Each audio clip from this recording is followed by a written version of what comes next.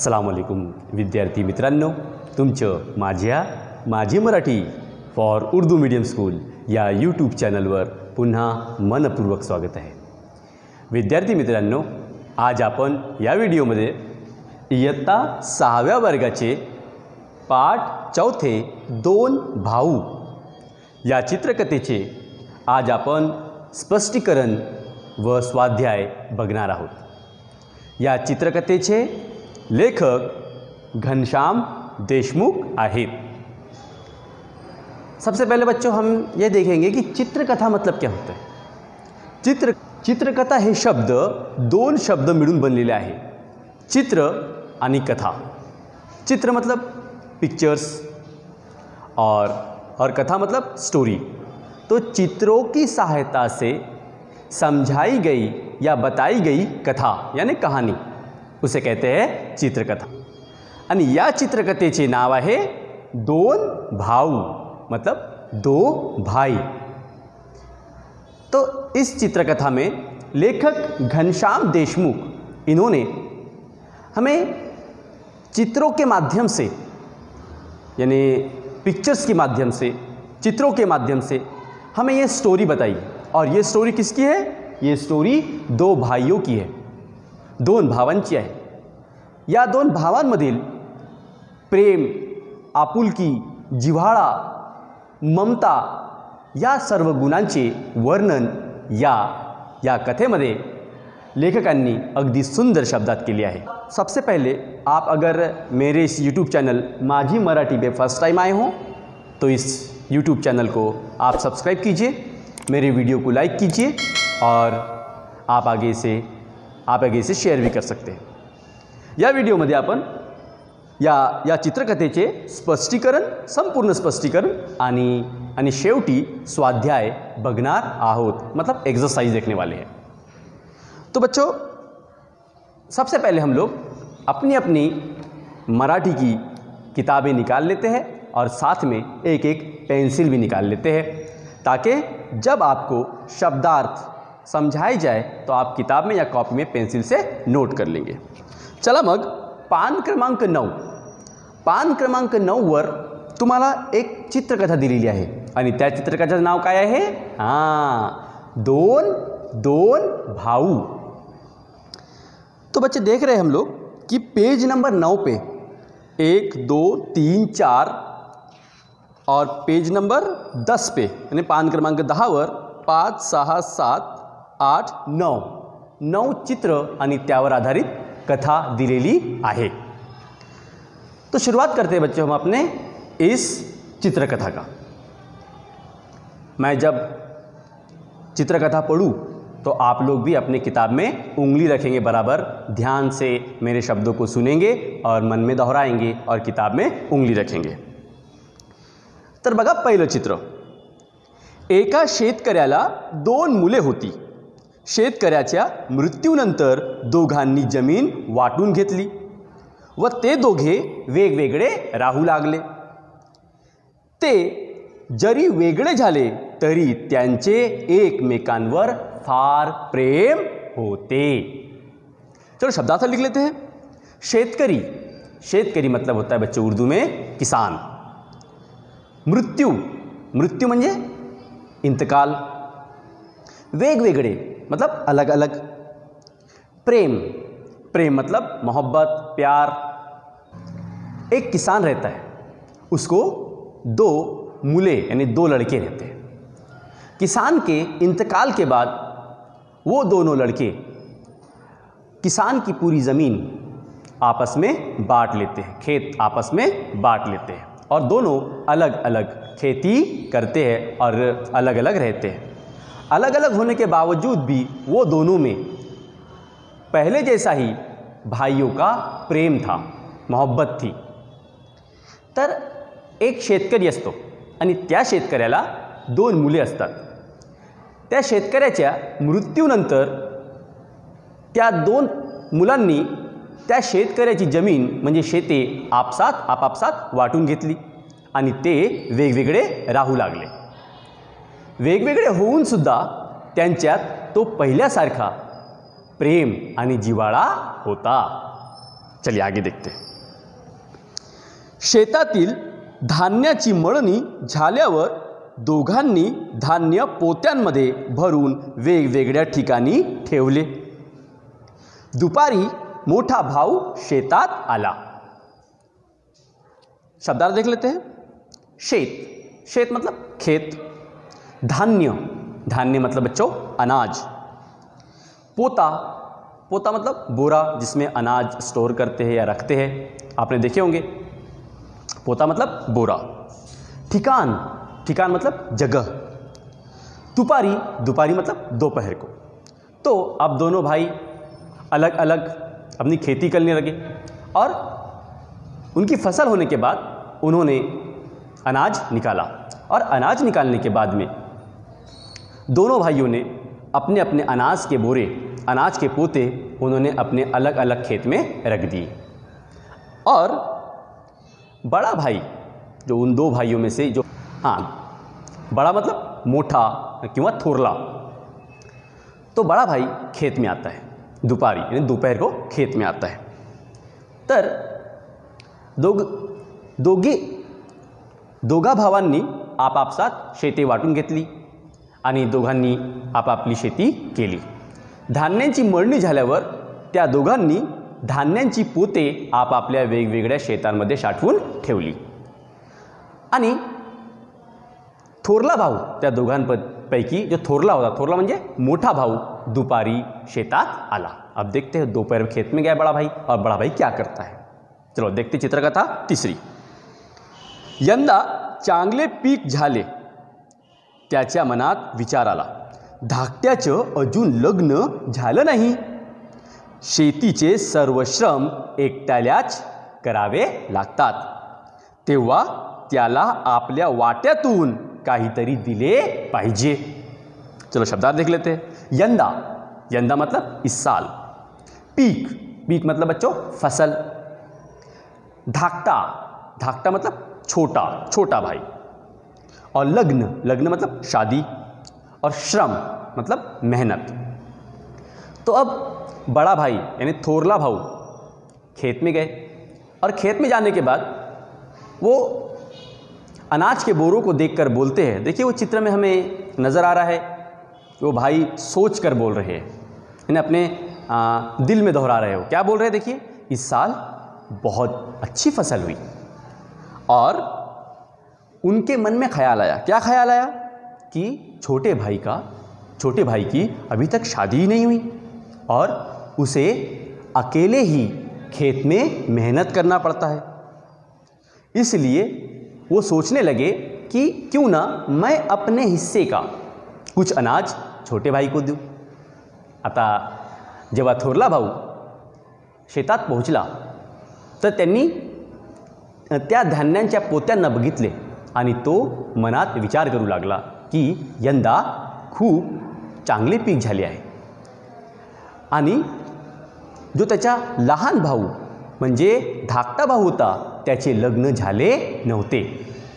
तर थोरल्या भावाच्या म्हणजे मोठ्या भावाच्या मनात आले की आपल्या धाकट्या भावाला एकटेच कष्ट करावे लागते, एकटेच मेहनत करावी लागते, त्यामुळं त्याला आपल्या वाट्यातून काहीतरी देणे आवश्यक आहे। तो अब देखते हैं कि बड़ा भाई अपने छोटे भाई को क्या देता है। चलो चित्र क्रमांक 4। तो देखिए बच्चों चित्र में हमें दिख रहा है कि बड़ा भाई अपने हिस्से के कुछ अनाज के बोरे अपने पीठ पे लादकर छोटे भाई के अनाज के बोरे में रख रहा है और वहाँ कोई नहीं है, सिर्फ बड़ा भाई है। देखते हैं। असा विचार करून मोठ्या भावाने आपल्या वाटणीच्या पोत्यांतून 5 पोती छोट्या भावाच्या पोत्यांच्या थप्पीत ठेवून दिली। शब्दार्थ देख लेते हैं। वाटनी, वाटनी मतलब हिस्सा। थप्पी, थप्पी मतलब बोरों की थप्पी, बोरों का ढीग। तो जब बड़े भाई ऐसा सोचने लगे कि क्यों ना मैं अपना कुछ हिस्सा, कुछ अनाज का हिस्सा अपने छोटे भाई को दे दूं, तो यही सोच के उन्होंने क्या किए कि अपने हिस्से में से अनाज के 5 बोरे, 5 पोते उन्होंने अपने पीठ पे लादकर चुपचाप से, किसी की नज़रों में न आते हुए चुपचाप से अपने भाई के हिस्से में रख दिया। देखिए चित्र में नज़र आ रहा है।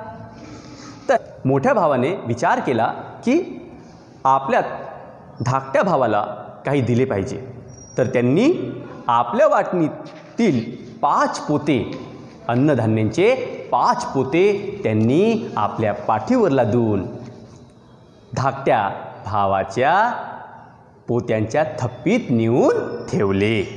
चलो पेज टर्न करो, पान क्रमांक 10. 5वं चित्र. सायंकाळी राखणदारी करायला छोटा भाऊ खड्यावर आला. त्याच्या मनात विचार आला, इतके धान्य आपल्याला कशाला हवे? दादाला मुलं बाळं आहेत, मी एकटाच आहे. मला कमी धान्य मिळाले तरी चालेल, पण दादाला याची आवश्यकता आहे. हाँ, चला आता आपण शब्दार्थ बघू. सायंकाळ मतलब शाम का वक्त. राखणदारी मतलब रखवाली करना.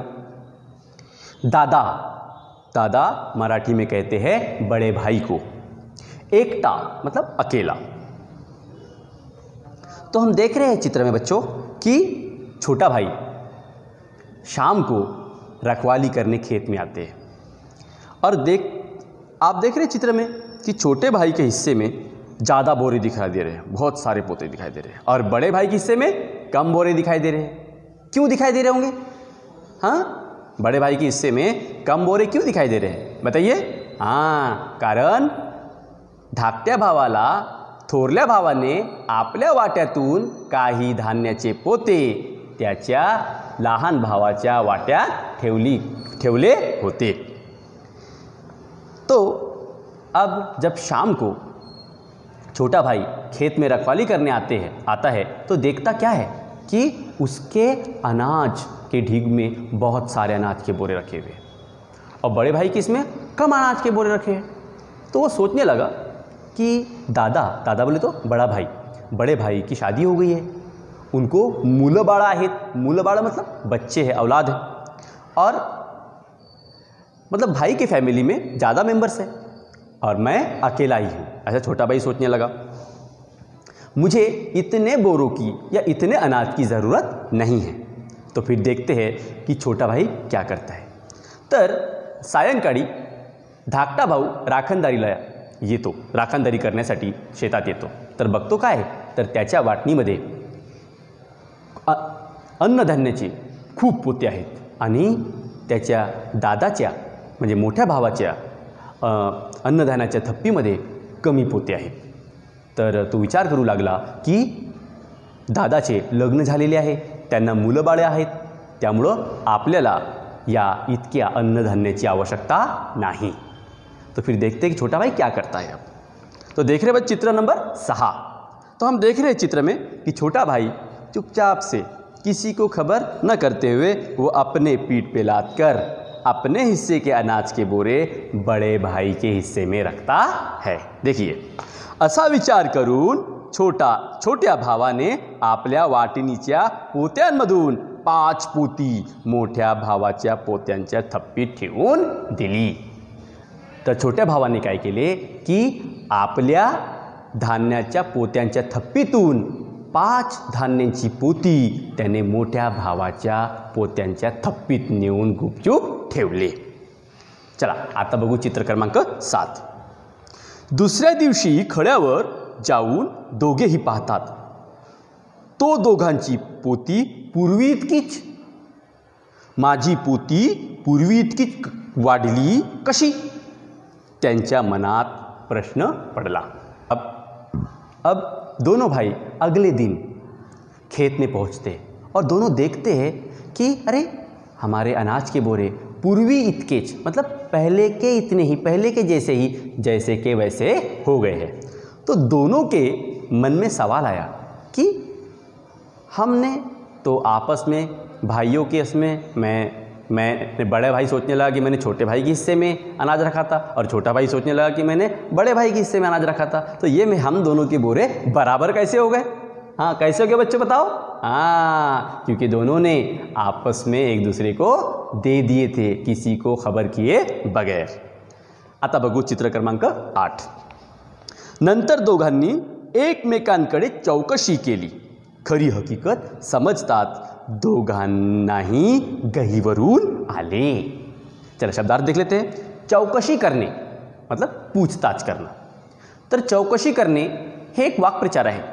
याला मराठीमध्ये आपण असं म्हणू शकतो, असं करू शकतो की पोलिसांनी चोराची चौकशी केली। तो अब दोनों भाई आपस में पूछताछ करते हैं, एक दूसरे की चौकशी करते हैं। तो जब उन्हें हकीकत समझ में आती है कि दोनों ने आपस में एक दूसरे के हिस्से में बोरे रख दिए थे, उसके बाद दोघांनाही गहिवरून आले। गहिवरून येणे मतलब कि कंठ दाटून येणे, मतलब कि आवाज़ में फ़र्क आ जाना और आँखों में आंसू झलक उठना। तो जब दोनों हकीकत समझ में आती है तो दोनों भाई आपस में गहिवरून जाते हैं, यानी आपस में दोनों के आंसू निकल आते हैं और दोनों का प्यार मोहब्बत झलक उठती है। आता शेवटलं चित्र तो देख रहे हैं हम लोग कि शेवटले चित्र मतलब आखिरी के चित्र में क्या दिख रहा है हमें कि दोनों भाई आपस में बात कर रहे हैं और कुछ गाँव वाले भी हैं। तो देखते हैं वो गाँव वाले क्या सोचते हैं। तेव्हापासून ते दोघे एकत्र राहू लागले। त्यांचे एकमेकांवरील प्रेम पाहून लोक त्यांच्या बंधुप्रेमाची वाहवाह करू लागले। शब्दार्थ देख लेते बच्चों। बंधु प्रेम मतलब बच्चों भाईचारा, और वाहवाह करने म्हणजे स्तुति करने, तारीफ करना।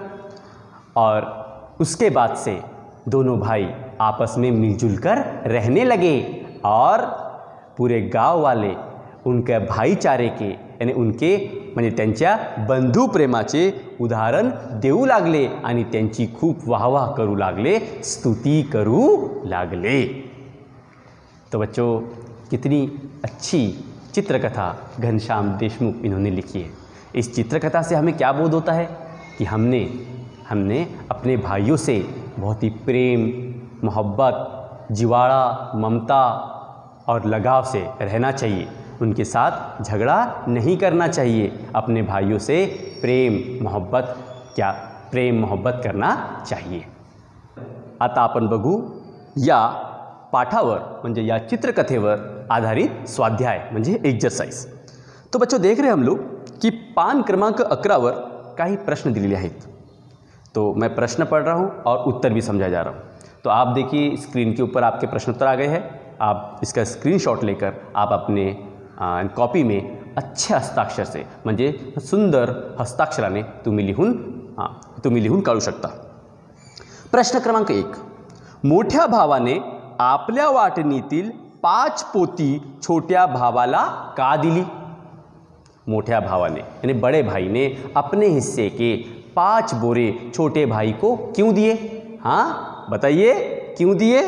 हाँ उत्तर क्योंकि म्हणजे कारण छोट्या भावाचे लग्न झाले नव्हते, छोटे भाई की शादी नहीं हुई थी आणि शेतीची सर्व कामे एकट्यालाच करावी लागतात म्हणून मोठ्या भावाने आपल्या वाटणीतील 5 पोती छोट्या भावाला दिली। चलो देखते हैं हम प्रश्न क्रमांक 2। छोट्या भावाने आपल्याकडील धान्याची 5 पोती मोट्या भावाला का दिली? छोटे भाई ने अपने हिस्से के 5 बोरे बड़े भाई को क्यों दिए? हाँ क्यों दिए? हाँ दिख। अब हम इसका उत्तर लिखते हैं। कारण मोठ्या भावाला मुलबाळ होती आणि छोटा भाऊ एकटाच होता म्हणून त्याने आपल्याकडील धान्याची 5 पोती मोठ्या भावाला दिली। चलिए अब देखते बच्चों हम प्रश्न क्रमांक 3। खालील घटना क्रमाने लावा। खालील घटना मतलब इंसिडेंट, कुछ इंसिडेंट दी गई है, 7 इंसिडेंट दिए गए हैं और इन घटनाओं को हमें क्रम से लगाना है, मतलब उनको अरेंज करना है सही तरतीब में इस कथा के अनुसार। तो डायरेक्ट उत्तर मैं बता रहा हूँ कि पहले कौन सी घटना हुई। पहले क्या हुआ देखते हैं। नंबर 1 वो 4 पे ऑप्शन दिया हुआ है। शेतकऱ्याच्या मृत्यूनंतर दोघांनी जमीन वाटून घेतली। किसान के मरने के बाद दोनों भाइयों ने आपस में जमीन वाट ली। उसके बाद क्या होता है। 2 दुपारी मोठा भाऊ शेतात आला। दोपहर को बड़ा भाई खेत में आता है। फिर उसके बाद क्या होता है, नंबर 3, मोठ्या भावाने 5 पोती छोट्या भावाच्या पोत्यांच्या थप्पीत ठेवली। बड़े भाई ने अपने हिस्से के 5 बोरे छोटे भाई के बोरों के थप्पी में रख दिए। 4 बघू, सायंकाळी राखणदारी करायला छोटा भाऊ खड्यावर आला। शाम को रखवाली करने के लिए छोटा भाई खेत में आया। फिर देखते क्या होता है, नंबर 5, छोट्या भावाने 5 पोती मोठ्या भावाच्या पोत्यांच्या थप्पीत ठेवली और छोटे भाई ने अपने हिस्से के 5 बोरे बड़े भाई के बोरों के थप्पी में रख दिए। आता बघू 6वी घटना, ते दोघे एकत्र राहू लागले। दोनों भाई मिलजुल कर एक साथ रहने लगे। आणि नंबर 7, लोक त्यांच्या बंधुप्रेमाची वाहवा करू लागले और लोग यानी गांव के लोग, गांवकरी उन दोनों भाइयों के बंधु प्रेम मतलब भाईचारा, प्रेम, मोहब्बत की तारीफ करने लगे। तो आपको अगर मेरा वीडियो समझ में आया है, पाठ का स्पष्टीकरण, स्वाध्याय आप लोगों को समझ में आया है, तो आप मेरे वीडियो को लाइक कीजिए, मेरे चैनल को सब्सक्राइब कीजिए और मेरे वीडियो को आप शेयर भी कर सकते हैं।